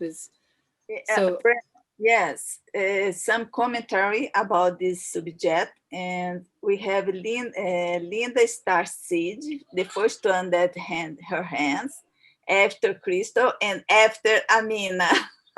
If you okay. put, but I don't know what the subject they want to bring I to you. think Amina has to leave soon. Oh, so in this case, Amina. okay, all right. But I'm we okay. finish- I had to leave to get a dressing, but I'm back. It's fine. Let the other person go now. Okay, so I just want to finish with Karen, okay? Because you know, I know you have a wonderful sense of humor. You are very creative. You are very loving. You are very kind. So I know that you can take everything that I'm saying and make this work for you. It's good to hear it, Prema. Thank you very much. And it was good here today that sometimes we don't have anything to say. We just have to stay, you know, in our own loving intention. And that's okay too. That was a really good to hear Right. today. Thank you. Yes. I have a friend, one of my few neighbors, who for the past 30 years has, every time I see him, he has some conspiracy theory. You know, and I'm talking 30 years of conspiracy theory. So after a couple of years, I said to him, if you keep talking like this, I'm leaving. So if you want to have a conversation with me, it's got to be something else, because I'm not interested. And so we've been good friends, really good friends. And so we, you know, and I'm just adamant about it. It's like, okay, there's the door and I'm going to go out it. So, you know, we don't have to subject ourselves, you know, to something that's upsetting us, because I'd come away from him thinking, oh my God, what a world. Anyway, thank you, Karen, so much for, I'm so happy to see you. You So too. you have, call me sometime, yeah, and we'll have a little chat. Yeah. Yes, I would love that. Beautiful. Okay, my Miri, who's next? Next will be Linda Star City. Okay, Linda, go. I don't see you. Okay, I know my picture's not there because I'm not feeling great and I'm not dressed. Can you hear me? Yes, I can hear you. Okay. Okay, so what it's nice to see you. It's been a while. I just wanted to say that you know, the teachings that you're giving are appreciated and very great, but I was getting to a point, because I'm not feeling that good, that I was on overload and my brain was almost shutting down. And it was good that, like, you asked to talk to people if people had questions, because it lightened it up a little for me. So I just wanted to share that. I mean, I'm not complaining or anything. I'm just saying that, you know, it's like I couldn't take one more words of teaching and then all of a sudden, you know, you asked for questions and comments and whatnot. So it kind of like, you know, because there's a lot of, you know, there's a lot of energy coming with your words. It's not just the word in the teaching. So absolutely. So I'm doing that's my all. best here to figure out how to do this with you guys. Oh, no. It's nothing against you. It's probably all me, but I was just sharing. That's all. Thank you. No, that was really, thank you. I'm glad I did something right. Okay, who's next? Crystal. Miri. Crystal. Okay, Crystal. All right, let me see if the video. Hi, let me get the video on. I kind of look kind of bummy right now. Hi, do you see me? Hi. Okay. Well, where are you? You. Okay. Can you see me? No, I can't. Could you please spotlight her for me? Ah, there you are. Hi, Crystal. Okay. Hi. Oh, today. So hi, guys. I'm kind of all over the place, but you know, I met Parvati once, and I'm really into Tara, and I just wanted to say, like, obviously, first off, you guys are all beautiful. I love you all. I want to start getting to more of these as I'm getting my brain, you know, better. I do my own daily practices, but I really want to like add this. So, you know, you guys will see me a lot more, I promise. But like, it was really interesting, the conspiracy theory talk, because I noticed that like a lot of times, like people, they will like shut down at, you know, these ideas. And I think that like, you know, as we're here on this earth, I think that we have to like really look at and really mull over everything that's said to us, because I think that every single human being is right and every single human being is wrong, like me included. And I feel like for me, like when I get approached with like scary ideas, I find that I'm usually the ideas that end up being the most like, you know, life-changing for me tend to be the scariest when I first see them, you know? And I just like, when someone tells me something really crazy that like really freaks me out, I just think of the Heart Sutra, and I just think of, you know, the line just Triyativa Vasitva Sarva Buddha Prashna Paramitam Asita Anutara Samyak Sambodhim Abhi Sambuddha. Just So all Buddhas of all few periods of time attain absolute perfect enlightenment through Prajnaparamita. And so when I go, like when someone tells me something crazy, I try to like go to like Prajnaparamita and I try to like look at this informed by that, you know, and that's kind of hard, but I find that that kind of helps me like parse through like truth and untruth, because it's like here on this earth, like it's like we've been like light up, we've been like filled up with so much untruth that like most people like we really don't know it's true anymore. This is why these conspiracy people like they go on these things, because they don't trust anything. Nobody knows what's true and what's not. So like I mean still like who knows still, you know, but I just wanted to say like the Prajnaparamita like helps me like a great deal, because I feel like we're all connected to it, you know, and I think that if we like look at new ideas informed by that, I feel like it helps me like a lot. But like, yeah, I don't know, I'm just like blabbing, like I just Okay, so Crystal, that's wonderful that you have a source of refuge that I would say is a profound path. It is absolutely profound, the Heart Sutra. So it will, the thing about these teachings is that they work under the surface of things. I'm talking, you're using words, I'm using words, we use words, but the words are not the thing. The words are not what's really going on. So it's underneath the words, the true vast experience. The words will provoke different kinds of experience. So the words of the Heart Sutra, they provoke different kinds of experience, just like the Tara Sadhana. Well, that's exactly what these words that I'm sharing from Atisha, the 7 points of mind training, they're provocative. They cause us to really examine our life and our way of living and to change it. So what you said was very helpful, that you listen to others, you hear what they have to say, even if you don't understand it, even if it doesn't make you feel good. This is very powerful stuff to be able to do that, as long as you maintain your personal integrity. Your personal integrity is the well-being of all. That's your personal integrity. And to ask your sources of refuge, what inspires you? So the Heart Sutra inspires you. So when it's going on, simply ask for any kind of insight into how you can help the situation or how you can understand the situation. You have a good source there. yeah, And it's it's very just my nice favorite. to meet you, Crystal. It's very nice to meet you. I've been wanting to like actually meet you, like Parvati was telling me about you. I actually met Parvati like in person or Forrest. We like I just emailed them out of nowhere, and like we ended up talking on my birthday. It was a very like, as Parvati, everything around us, our meeting was very like auspicious, you know, and Tara seems to like follow me, and I haven't fully gone on the path just because it kind of scares me, to be honest, you know.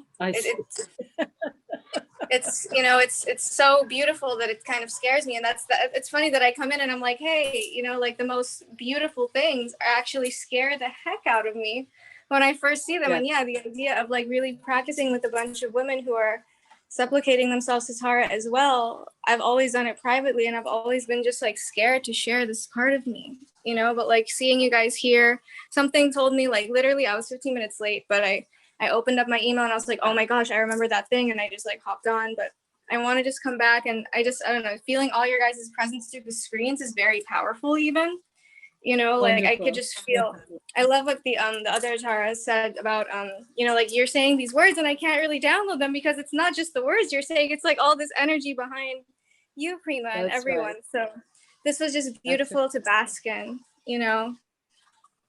So thank you so much. But yeah, just okay, so we need to go on because we don't have so much time, but thank you, and we'll have a personal connection sometime.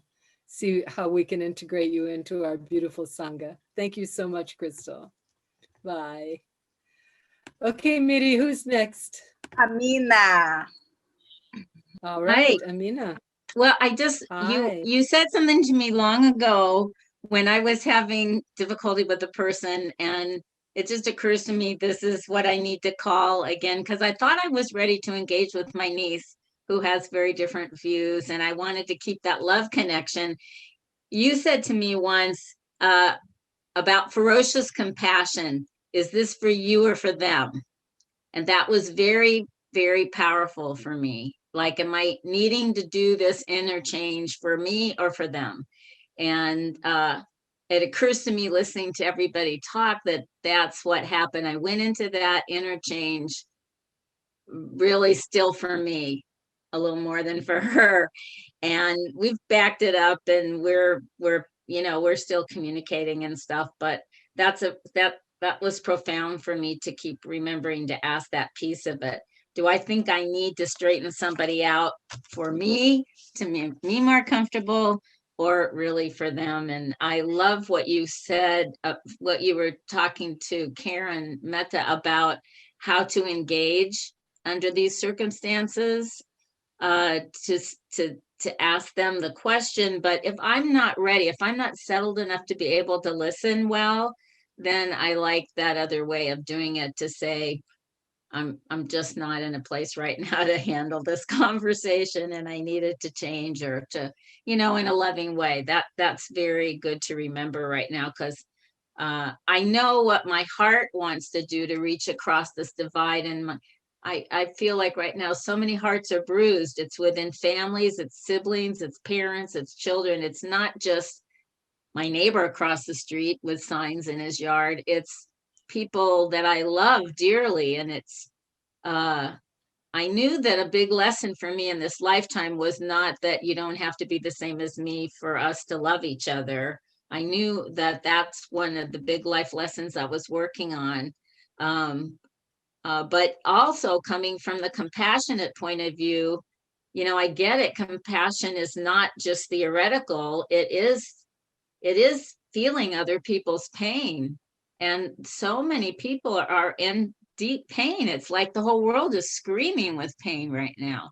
And I have to learn how to take care of myself kind of before I can do very much interacting with others about it right now. And so I can do, our May All Beings Be Happy and Oma Hung dances with my heart pouring out in that way. That might be the only way I can do it right now. And I'm happy to have that way. Effective. Yes, I'm so That's happy wonderful. to have these ways. Yes. Thank you, Zoom. Thank you, COVID. Absolutely. Thank you, Taradatu. Thank you, Yeah. Prema. Thank you, Miri. Thank you, Joshua. Thank you, Amina. So great to see you. Oh my. Okay, Miri, is there anyone else? Miri Dakini? Wait, No? no. Everybody? I think Okay. everybody. Yeah. Carrie? Okay. Just a minute. Carrie, did you extend your hands? Oh, no. Okay, so let's get to this last thought of the four thoughts. Because this one, as Maya pointed out, this one is really dynamic.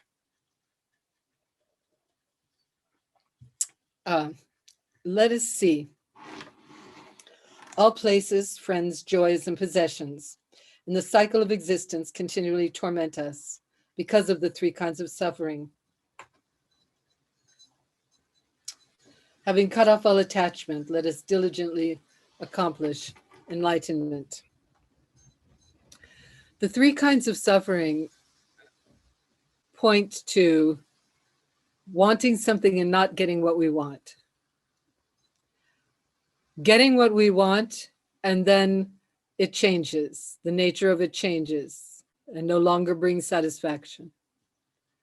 So these are two aspects of reality that we all know very well. We all know very well the craving for something that we want, the disappointment of something that we have changing.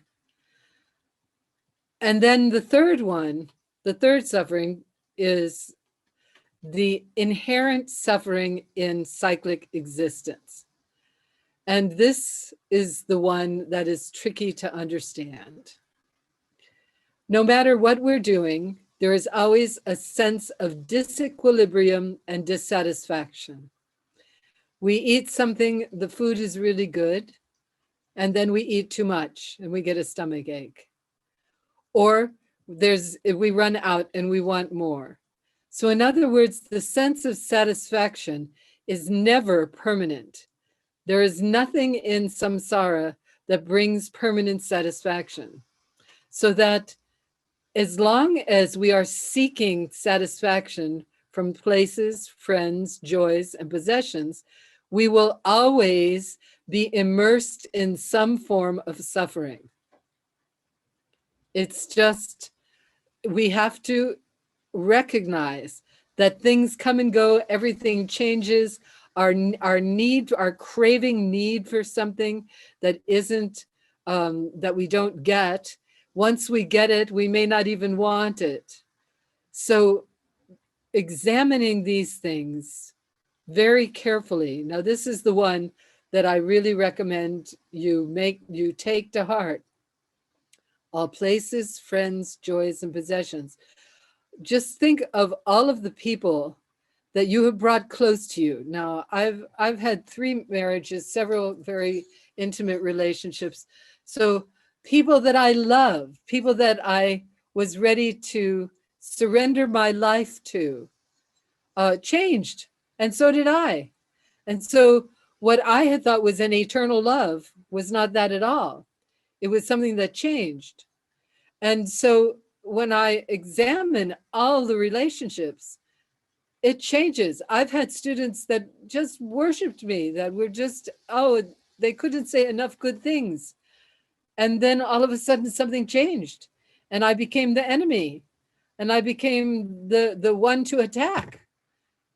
And I'm the same person for both ends, from my perspective. So what changed? If I had attached myself onto that relationship, I would have suffered tremendously. Any of the relationships, I would have suffered tremendously. Relationship, if we grasp onto a relationship and we require it to remain the same always, to that person to always give us the same satisfaction, we will always be disappointed. We will always end up with a sense of disappointment.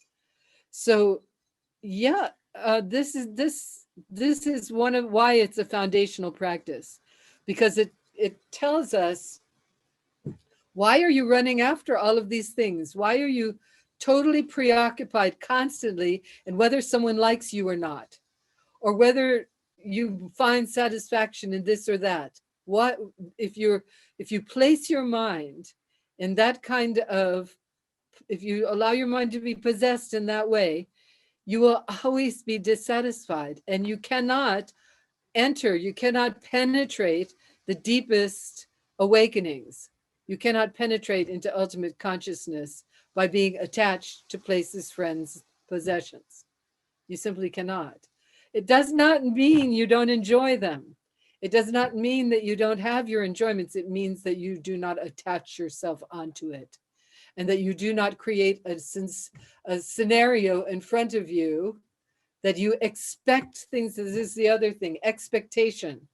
I expect, well, you're here today, you're my lover today, so therefore you're going to be here tomorrow and you're going to be my lover tomorrow. Well, no, not necessarily. Not necessarily.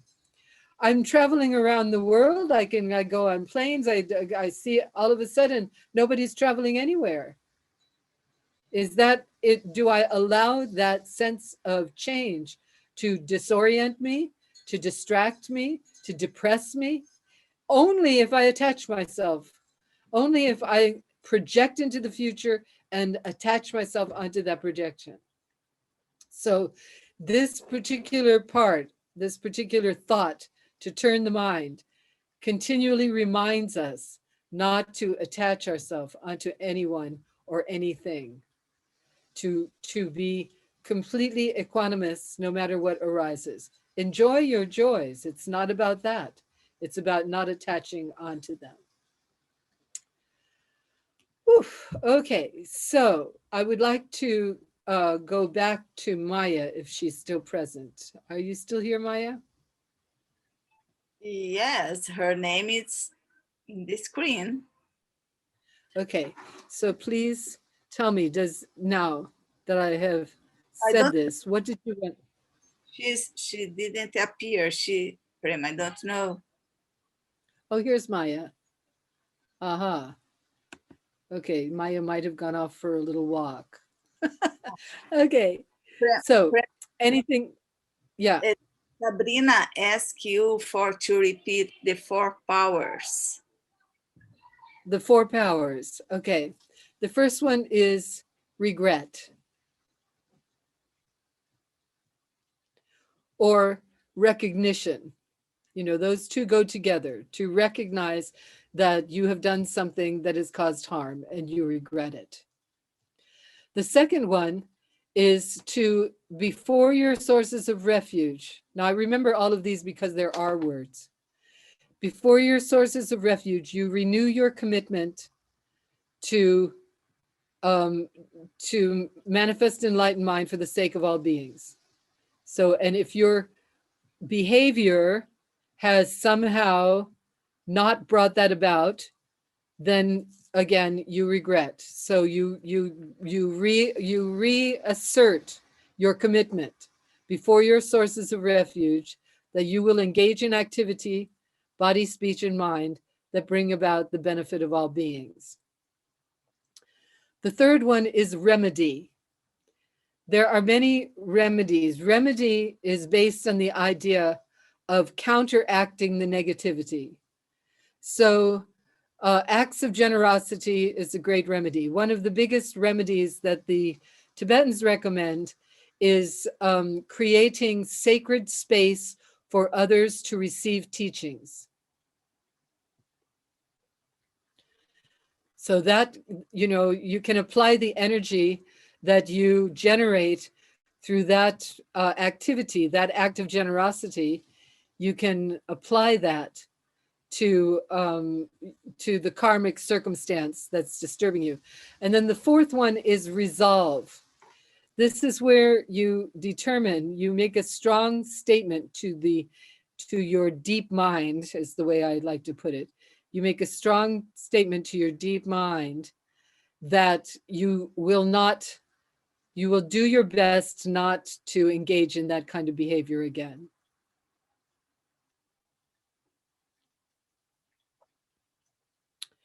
And I believe that you can find this in my book in the section of Vajrasattva, because the Vajrasattva practice is probably one of the greatest purifiers that you can do as far as practices are concerned.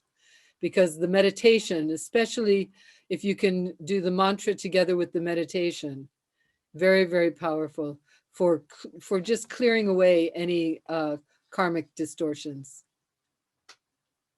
Thanks for asking, Sabrina. Okay, any other questions or comments? I don't see any hands waving. Do you, Midi? No. Okay, wonderful. Okay, so this is the opening of our 7 points of mind training. I'm very, very grateful that you all came to join me. It's really, really lovely. Please, in the course of this activity, if you want to refer, we have recorded, but what we're going to do with these recordings, we're going to put them on Vimeo. If you want to watch it, there'll be a small charge. And if you want to download it, there'll be a small charge. This will enable me or help me to pay my helpers so that we can continue to. And if you are certainly welcome to invite anyone else to share. So we will send a constant contact email with the link when Josh finishes putting it up online, because he will take care of that today. And each one of these meetings, we will do that. Okay, so then, anything else that anyone wants to say before I give our dedication? I want to thank Miri and Joshua for helping me to put this together. And I want to thank all of you. I am so, so happy.